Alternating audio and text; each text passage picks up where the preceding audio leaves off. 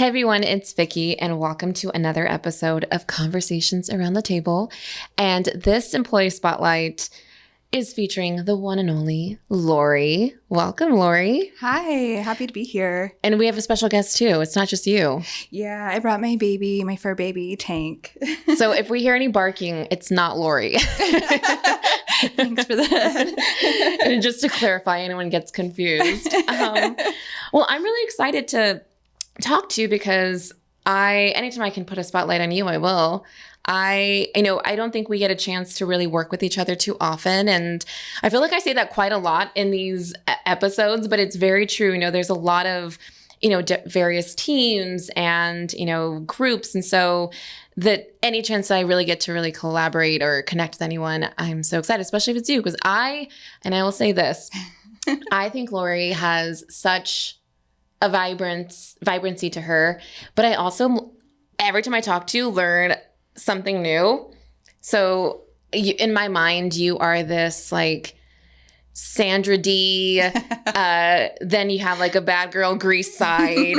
And I want to dive deeper into that because from everything you could just wear the brightest pink to work and then tell me, oh, I work on cars or I like cars. And I'm like, would never see that. So I love that. I guess just to kind of start with the basics, tell us how you got involved with Ideas Collide. Yeah, so I was at a job where I didn't have a whole lot of opportunity, and I was going to school, and I knew that I would be coming up upon my graduation and was really focused on where I wanted to be in life and where did I want to be to spend time and really grow.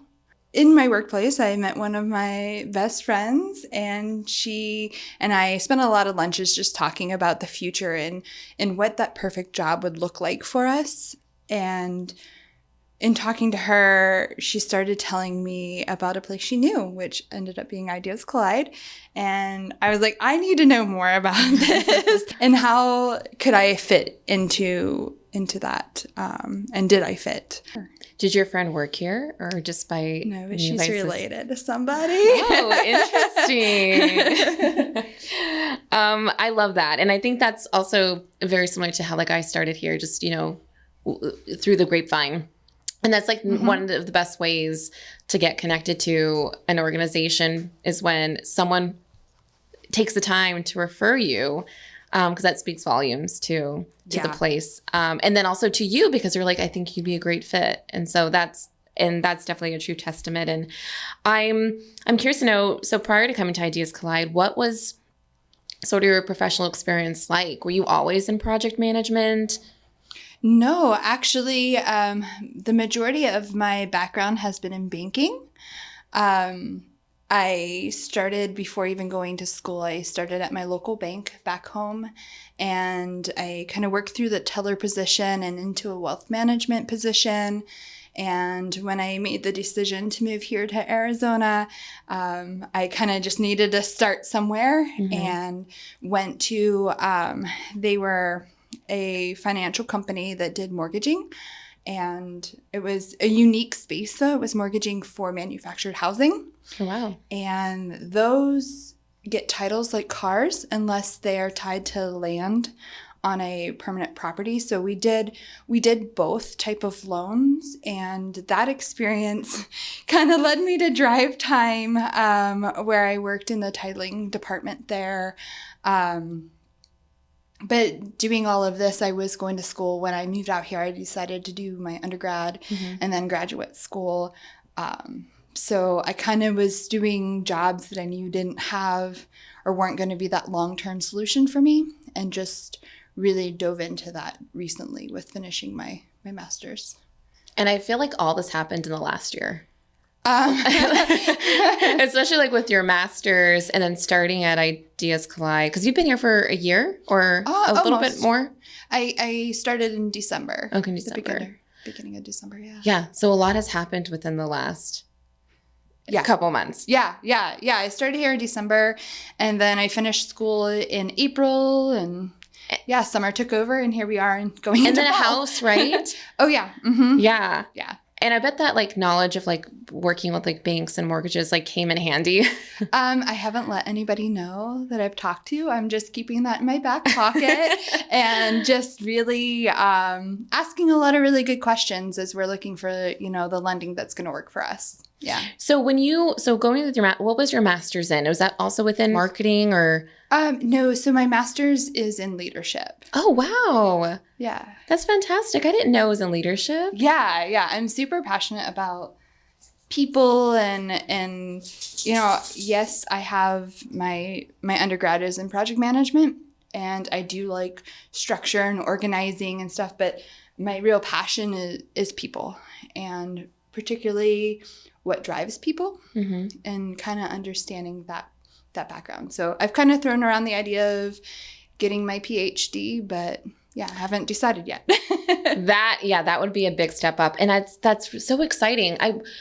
With that in mind, how do you envision like that playing into your career, like where you want that to lead you? Yeah. So right now I'm doing project management work but I get to work with a lot of different team members and there's times where I need to, follow up on something that maybe it's with somebody that is in a higher position than I am, like an upline management. And I really feel like my master's has helped me understand and how to approach things. I want to continue to grow and go into that leadership where I can really take like the servant leadership approach and really just see how I can help other people. And it's not so much focused on me, it's others. I love that. And also too, right now you're in the current class of Leading Forward. Yeah. How has that been? I know it's still fairly like new. I think you're not even a full month into it. Right. But what has that experience been so far like? And then the main takeaways right now. Yeah. So we're really just starting into it and starting with the DISC assessment. So understanding communications and how different people like to communicate and how they work in day-to-day environments, and maybe sometimes there's clashes. And so we're just really learning that. And they also have a servant leadership like perspective. So I'm really excited to have the educational part of it, but then also be able to have the practical side of it and start practicing it. And Leading Forward really gives us an opportunity to like have a safe space to practice that and then go and apply it to our work. Yeah, that's fantastic. And even when we spoke with Abby, who had done Leading Forward, she said the same thing where like it goes by so fast and there's such an immense amount of knowledge, but she's like, but what you take away from that is really great skill sets or further nurturing what you already have to just continue to develop. I'm curious to know, like, has there been a moment in your career thus far that's stood out to you that has either really shifted the way that you see yourself as a professional or has sort of even fueled your desire for, your end goal? Yeah. I think it's really just a combination of my experience having those couple different jobs. I've had really great leaders and I have had poor leaders, and seeing the difference, feeling the difference is night and day. And I think that's what kind of drove me to think about, well, why is there a difference? And can people that maybe is it a skill that people are missing? Is it personality? Is it something that's nature versus something learned? And so that's kind of what drove me to go beyond into my graduate program. Yeah. Yeah. And I'm switching gears just slightly because now knowing you a little bit more in your professional career, just like of who you are now, kind of want to backpedal a little bit and find out who was Lori growing up?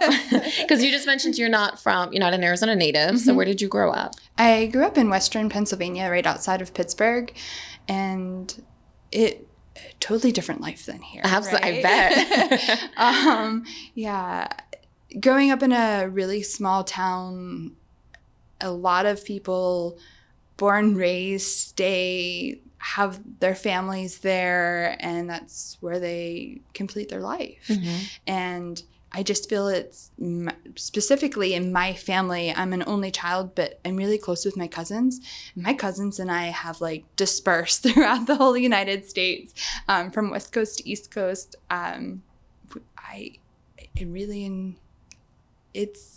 It's a good place to grow up. I think I had a really good childhood. Yeah. But You're just like, I want more.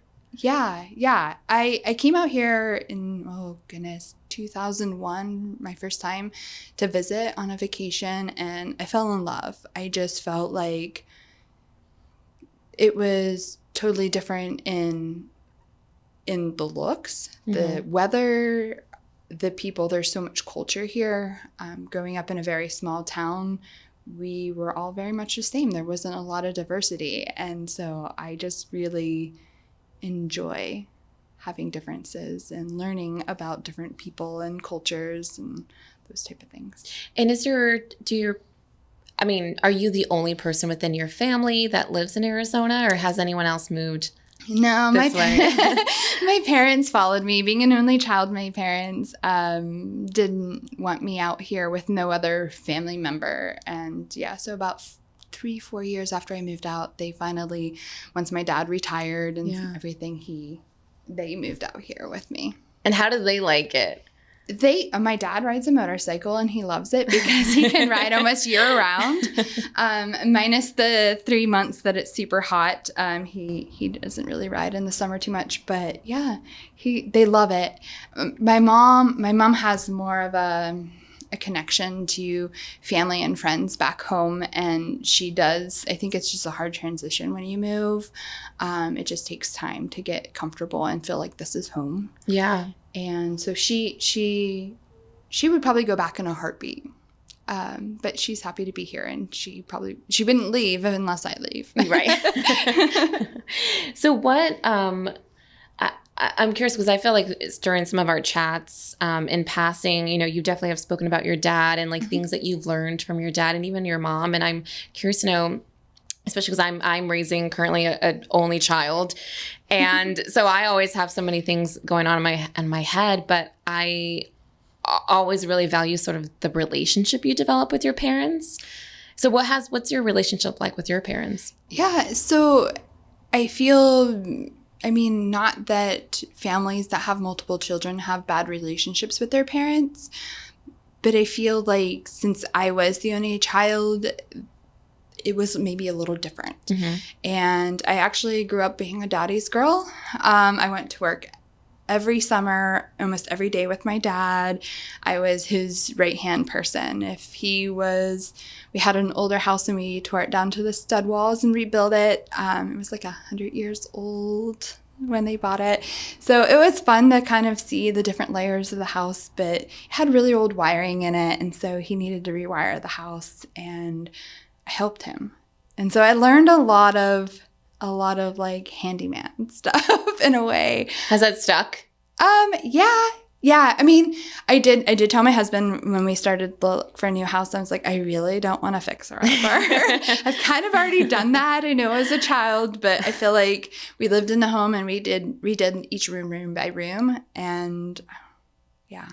Yeah. And you're also, I think also one of the core memories I have, at least early on of you, is when I discovered that you enjoy cars. Yeah.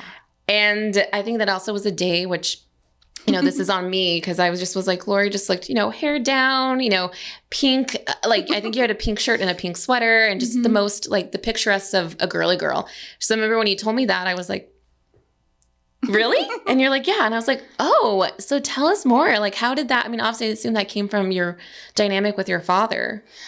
He wasn't even too much into cars. I think that part of my life is more through my high school years. I had a lot of friends.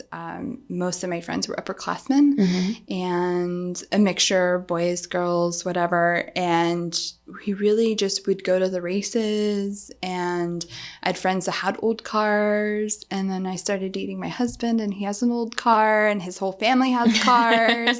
So it's just there was a theme. Yeah, I kind of grew into, but yeah, I do. I have an appreciation for cars, and that's why we want a house with a big garage Yes. for our cars. Your collection. Yeah. And I could be just speaking for myself, but what would you say is, to me, that was one of the most surprising things I learned about you thus far is, I guess, what are some other little things that people typically wouldn't know about you?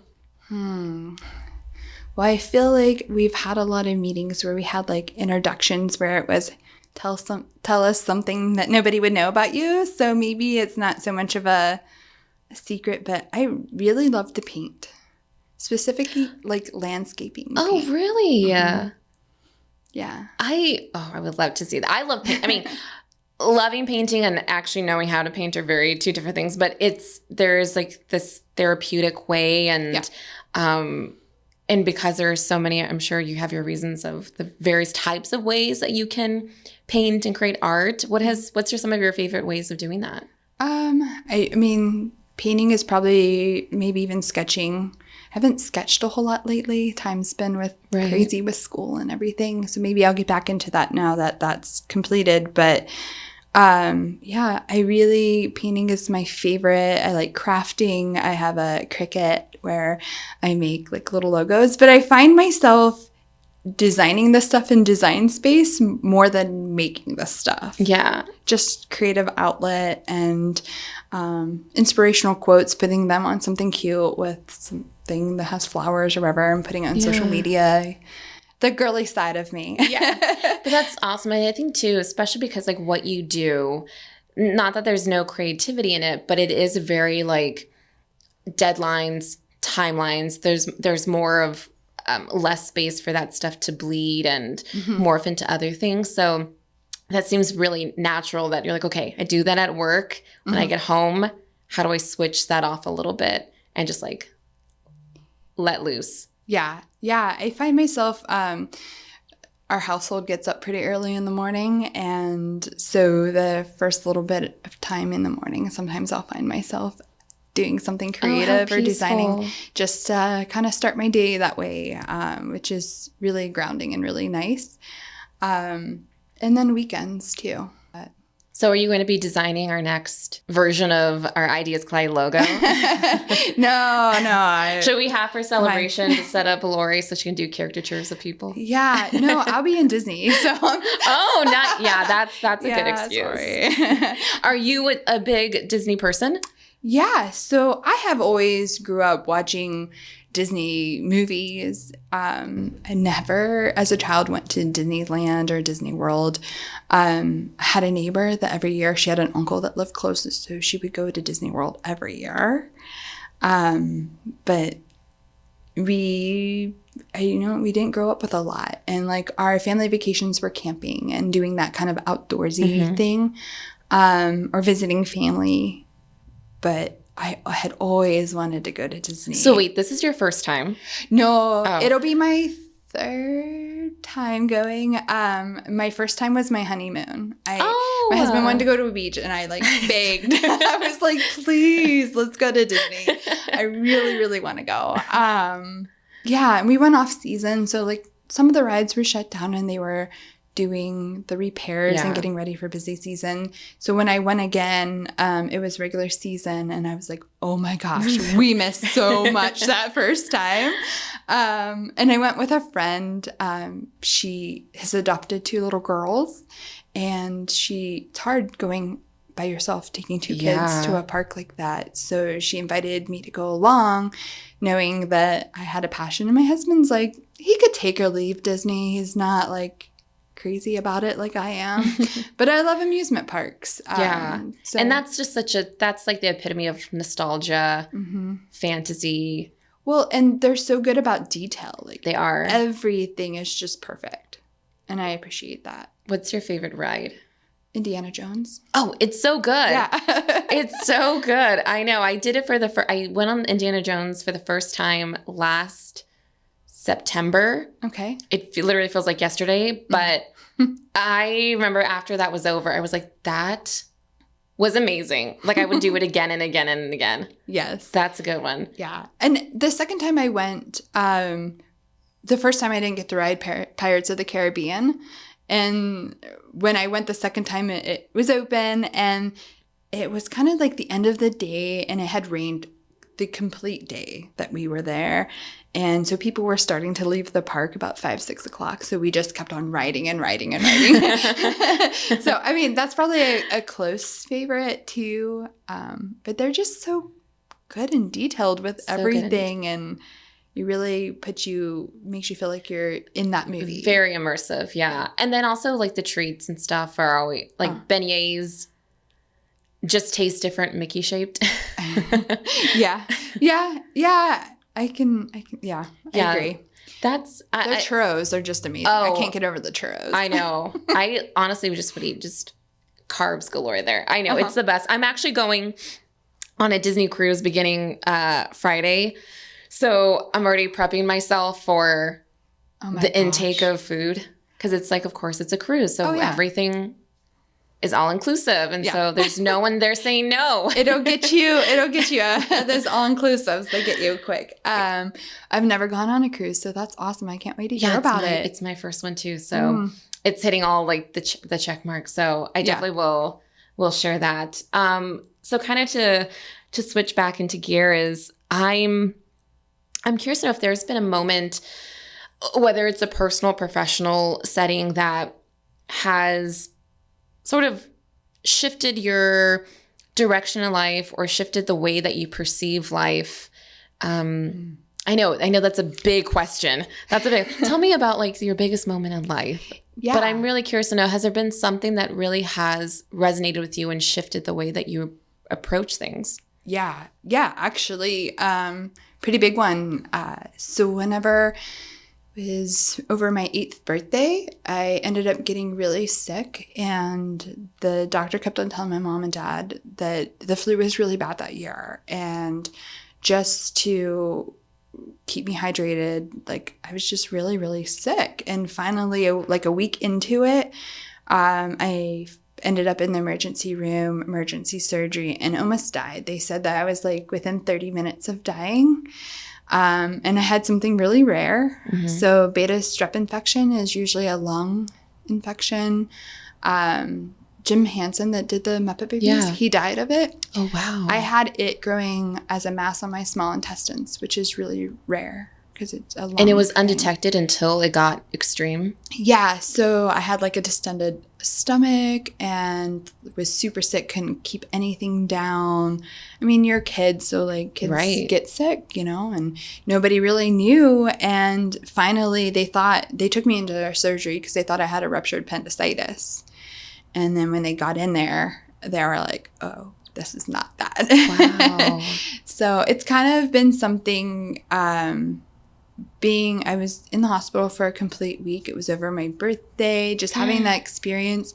And the nursing staff was just amazing. Everybody, like even my classmates at school, because I was out of school for a while, just how they shared compassion.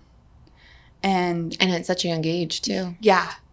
And it really just resonated with me. And I think it's something that's kind of changed my outlook on life. Yeah, because when you experience something like that, whether it's near death, you begin to, when you go through hard times, you're like, when you reflect back at probably one of the deepest or lowest points of life, you're able to kind of be like, okay, well, if I got through that, I can get through anything. Yeah. And I think that's a big thing. That definitely, especially at a young age, because you really have to shift and think about, well, like, it's not just kid stuff anymore. Like sometimes you're just like, this is what happened and that's what people go through. And especially when you're in a hospital and seeing other people go through that, I'm sure that opens up your mind to just knowing that's part of life. Yeah. And I mean, anybody that experienced something like that, I mean, you're still human. You still like will have a bad day or get upset over something silly, like just. But then, it does. You can just pause for a moment and be like, you know what, this is really that bad. And it helps just realign. Yeah, it does. Align things. Yeah. I'm curious. So obviously, you have great relationship with your family, and it seems like you have a great group of friends and coworkers. thinking about all those people in your life who you've touched and intersected with over time, has there been someone in particular who's stood out to you, who's whether has guided you or nurtured you or just really maybe gave you some advice that just has always stuck? I feel like I've met a lot of and have a lot of good people in my life, and just different situations in my life. There's been different people that have made served the a difference. purpose. Yeah.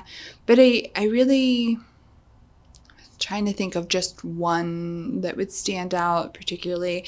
I would really say probably and it's going to sound cliche, but my husband. Oh, that's sweet. We've known each other for a super long time. He's seen the worst, he's seen the best, and really he was the biggest supporter for me to go to school, to, I kind of, maybe it was the area I grew up in where not a lot of people were career driven. Mm-hmm.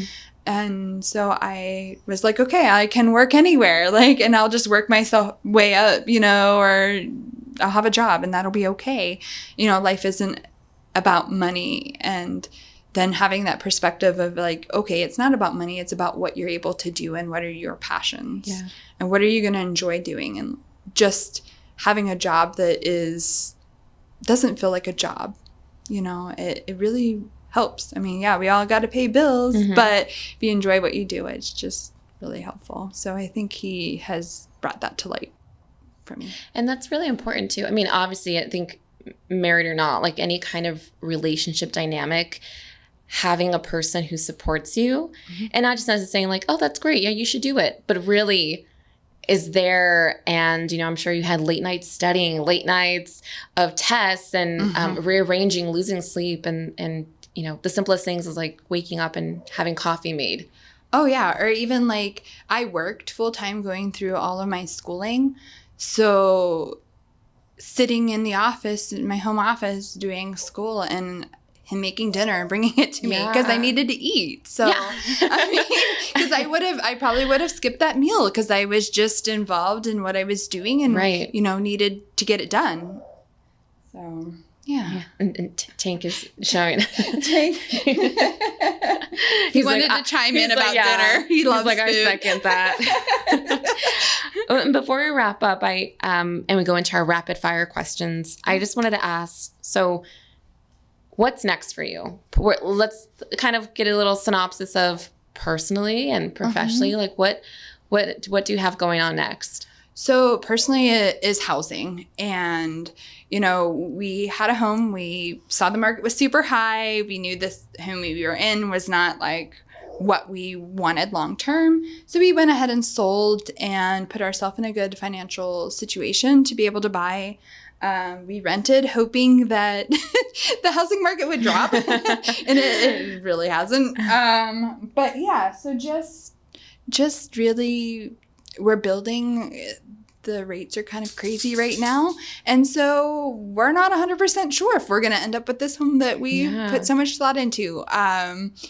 But just keeping an open mind of, okay, we both believe things will happen the way they're supposed to happen. So we're just going to follow along with this new build as we're getting it and stay positive about it. And if it ends up that something changes with the market and it prices us out, then there'll be another situation, an existing home or another new build that will be what's supposed to be for us. So, and that's a great way to look at it, especially too when it's things like that are so out of your control of how things rise and fall, and it's hard. It's hard, but we'll do it. Yeah. So, what about professionally? What do you have? What are some next goals and next steps that you're setting for yourself? Well, immediately it's I finished school, just trying to figure out, do I go back for my PhD or am I going to stay with my master's? And also finishing the Leading Forward program. That's going to go really quick. But yeah, just really looking forward to my learnings from there and really just discovering how I can align my passions with what I'm doing here at Ideas Collide and see where I best fit, not only for myself, but for everybody. Yeah. And I do want to add to everyone who's listening is, so obviously, like, at least directly, I don't work with Lori a whole lot in the account side, but we get to collaborate and work with each other, like, anytime there's various initiatives, but like definitely with DEI. And Lori's actually one of the people who leads our newly founded women's empowerment and allyship group. So I'm excited for everybody to see that come into fruition of all the things we have planned. But yeah, Lori has been such a great asset to that. And yeah, with your ideas and bringing that to life. So I'm excited to also see that flourish with you. I'm amazed that even after going through a master's, you're like, oh, I could do the PhD. Like, that is big kudos. I sometimes, I like to set high bars. Yeah, that's a very be careful and make sure I'm setting good goals for myself. Yeah, that's fantastic. And I don't ever question whether that can be done, because knowing you make everything look so easy too. Well, all I need to do is have somebody tell me that I can't do it, and that gives me so much drive. And then you have your husband who will feed you, and like, perfect. Yeah, no, he's awesome. I really can't ask for a whole lot more, Life can be difficult at times, and you can have really great times, and just having somebody that's steady and that can go through that with you and can support when you need support. And then there's times when you support when they need it. Yeah. And I can't ask for anything better. It's a beautiful balance. Yeah. So before we wrap up, I would like to do a rapid fire question with you. I enjoy these, so I hope you do too. But first question, what was your first job? I worked at a grocery store bagging groceries. Oh, okay. Interesting. Everyone's always first job is like usually retail or food. Yeah. Okay. How old were you when you got your first job? I was 15. I had to get working papers. What was your last impulse buy? I'm sure it's something on Amazon. Probably... They were yoga pants on Amazon. I saw and just thought they were really cute. And I'm like, well. Have they come in? They have. And what's the rating? They're super comfortable, and I wear them for more than yoga. Yeah. That's how you know. What was your last Google search? My mind, I won't remember exactly. Let's see here. Furniture. Oh, furniture. Okay. Yeah. American Furniture Warehouse. I want a new desk. I have a really cheap little desk from Amazon. I'm like, I work from home a lot, and if I do go back to school, I want something, especially either if we go into the new build or if we find a different home, it'll be still new to us, and we will have a home office. So a desk is what I looked for. That's very key. Is there a movie quote, or is there a movie that you quote the most? It could be a movie or TV show. I'm really horrible at quoting movies. My husband is really excellent at it. I'm like, where did that come from? What's the one that he does the most?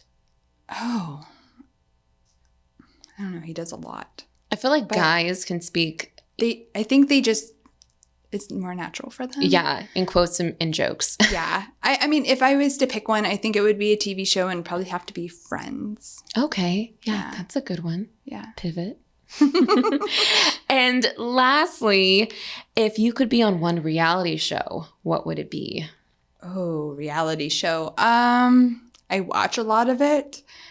A lot of drama, which is like a train wreck. You just have to watch. You can't look away. I don't know if I know, and usually the ones you watch are usually the ones you're like, I don't want that. Want to be in that. Yeah.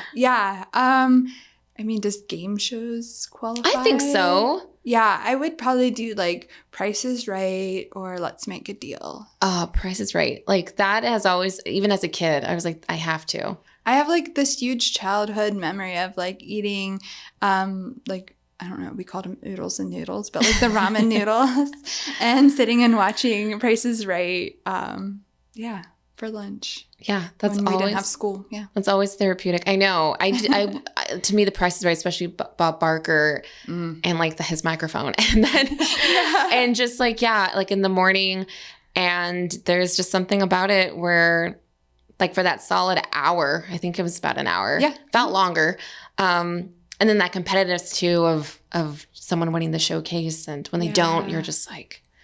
No, and I was like, I don't know these people, but I'm rooting for you. Right. Yeah, no. In Pennsylvania, the timing of the show was always over lunch. That's what was probably one of the weirdest things for me whenever I moved here. Because usually, like TV programming will change, and if it's 5 o'clock East Coast, it's 5 o'clock West Coast, and Price is Right is not like that. So for a long time, I ate lunch at like 10 o'clock in the morning and watched Price is Right. I love that. Well, thanks, Lori, for so much for joining us. I'm glad that we could chat with you and Tank could come along. Yeah, yeah. I mean, he's settled down now, but he was definitely excited over food. So it's typical for him. Well, thank you guys so much for listening, and I hope you guys enjoyed this episode. Until next time, we'll talk to you later.